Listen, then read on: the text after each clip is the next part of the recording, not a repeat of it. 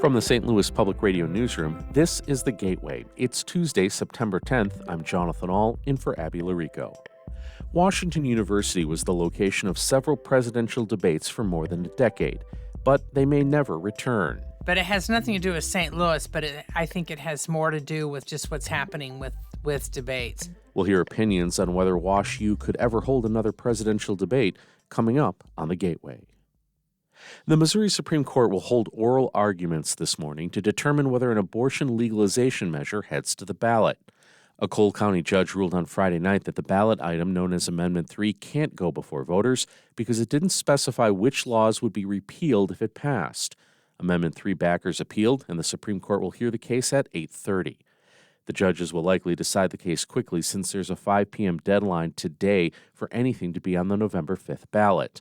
Amendment 3 would place language in the Missouri Constitution allowing abortion up to fetal viability.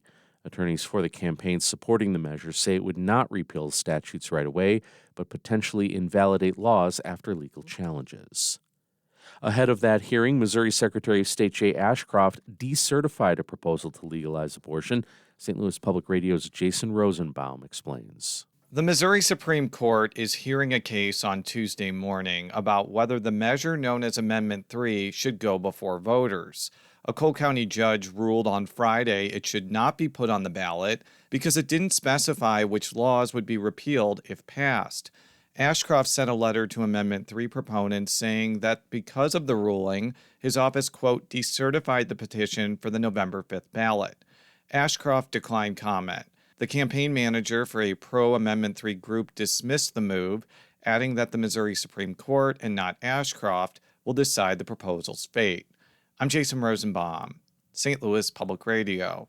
Municipal leaders across Missouri are calling on the state Supreme Court to allow voters to weigh in on the amendment about abortion. St. Louis County Executive Sam Page and St. Louis Mayor Tashara Jones joined the mayors of Kansas City and Columbia in the brief before the state Supreme Court. The elected officials say Amendment 3 met all legal requirements and deserves a fair public vote. In other news, the first set of new gates and added security on Metrolink trains went into operation yesterday in East St. Louis. St. Louis Public Radio's Will Bauer reports more will open in the Metro East over the next couple of weeks. Metrolink commuters getting on at Emerson Park in East St. Louis had to walk through turnstiles, and a security guard checked their ticket. That's a change from the past when riders could largely get on without proving their fare. Some riders think the $52 million in security upgrades across the system aren't worth all the money, like St. Louis resident Jerry Taylor. Taylor says there's already a new sheriff's office at this platform. All you're going to do is catch people getting on the train, not paying the ticket. Other than that, what is the camera there for? I don't get it. I don't really get it. I just say it's a waste of money. That's it. Over the next 3 weeks, Metrolink will complete the same projects on other platforms in East St. Louis, Washington Park, and Belleville. I'm Will Bauer, St. Louis Public Radio. The St. Louis-based biotech company Immunophotonics is set to represent the region at next month's Startup World Cup finale in San Francisco. The company won regional finals in St. Louis on Monday and will now compete against other companies worldwide for a $1 million investment prize. Steve Payne is a partner at Pegasus Technology Ventures, which manages the global pitch competition. He says the St. Louis region has a robust tech hub compared to some others he's seen. A lot of the innovation here is real.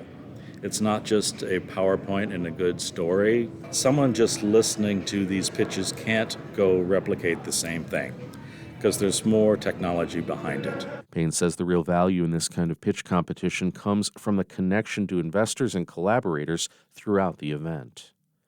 A Clay County judge yesterday delayed the trial for a man charged with shooting a teenager who mistakenly knocked on his door.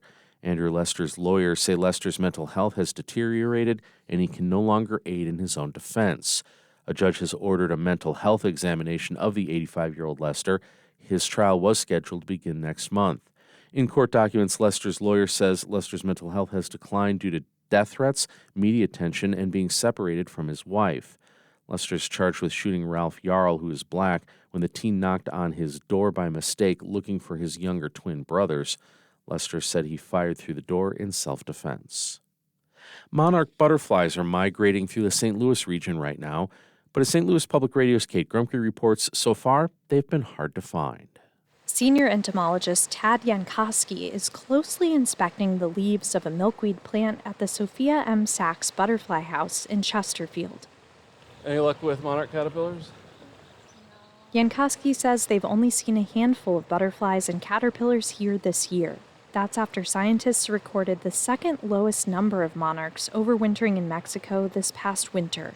We hope that we will be pleasantly surprised and see an increase in butterflies that make it back to Mexico this year compared to last year. However, from what we've seen, well, I'm not so confident right now.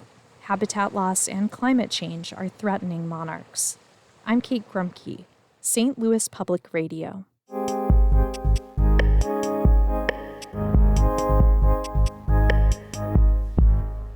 Vice President Kamala Harris and former President Donald Trump will debate tonight in Philadelphia. Between 1992 and 2016, Washington University held a number of presidential and vice presidential debates. St. Louis Public Radio's Jason Rosenbaum talked to veteran political reporter Joe Mannies about the possibility of a debate returning to St. Louis. Washington University did not end up vying for a debate in 2020, and the Commission on Presidential Debates aren't handling debates this time around. That means they're no longer the political extravaganzas we know and love. I asked former Washington University Chancellor Mark Drayton if he thought Washington University would ever host a debate again. Here's what he said. I would like to think that Washington University will grow in prominence and be a place which would attract all of the candidates who run for president. I think our students and faculty would be engaged, and the community here in St. Louis has a very keen interest in politics, and I believe that the university should consider hosting another debate in the future. Chancellor Martin was perhaps predicting the pandemic. It would have been extremely difficult to host a presidential debate in the fall of 2020. And I think as time unfolds, perhaps the opportunities will present themselves again. That is former Washington University Chancellor Mark Wrighton speaking with me yesterday. Joe, do you think we'll ever see another presidential debate in St. Louis? I would be surprised, but it has nothing to do with St. Louis, but I think it has more to do with just what's happening with debates. You know, the circus atmosphere, several hundred people in the audience, all this stuff going on. All of that has gone by the wayside. The debates in this year, the first one with Biden and Trump in June, and now the one that's coming up next week, there's going to be no audience. There's not going to be this circus atmosphere around it. And it's going to be more like the 1960 debate between Nixon and Kennedy, which also had no major audience. And so I think in some ways part of it's cost, because it's so costly to put on the events like what WashU was hosting, which were maybe fun for reporters and interesting for the people involved. Apparently they cost around $7 million. So right. This was expensive. And the other thing, too, is like the candidates don't even need the Commission on Presidential Debates. They're just working with TV networks now, which also kind of changes the dynamics of this entire situation. Well, that's somewhat like the 80s a little bit. And, the whole thing with Reagan and stuff and how those debates were held. They tried to make them more organized, and you had the commission and all that really ran things in the 90s and the 2000s. But I'm not sure that that's going to happen anymore. Yeah. I really don't. It'll be interesting. I mean, debates are really important. They may have fallen out of vogue here in Missouri because we haven't had many for like state level races as much as we have. But I'm looking forward to seeing what happens on Tuesday night. It could be a real decisive moment for our country and for the history of presidential debates.